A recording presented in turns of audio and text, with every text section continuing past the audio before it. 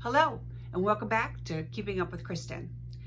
Well, the big news this week was, of course, the governor's announcement on Wednesday, where we went statewide requirements for face coverings or masks. So again, statewide mandate, not just those in the red counties.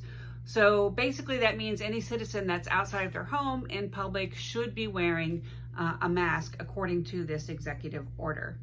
What hasn't changed is the enforcement of this. So there's still no clarification, there's no requirement as a store owner for you to deny access given the situation where maybe a customer isn't wearing a mask.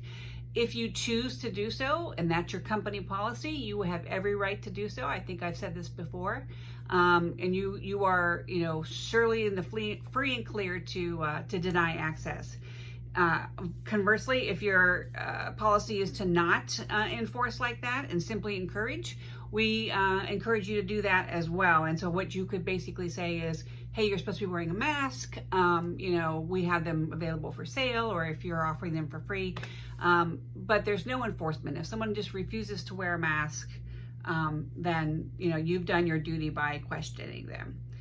If someone claims that they have health reasons, again, the governor made that clear also in the conference that, he doesn't want us going up to them and, asking for documentation or, even questioning them. So really not much has changed for us other than the fact that if you were in a county other than a red county, you need to start remembering that it truly is mandated for the state of Ohio and all of our citizens.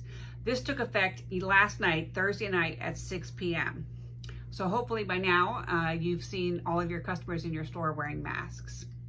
The only other thing that was really mentioned was, of course, the suggestion or the strong encouragement, if you will, from the governor to talk about self-quarantine if you are to go out of your states, certainly into any of the areas that have an uptick in their cases.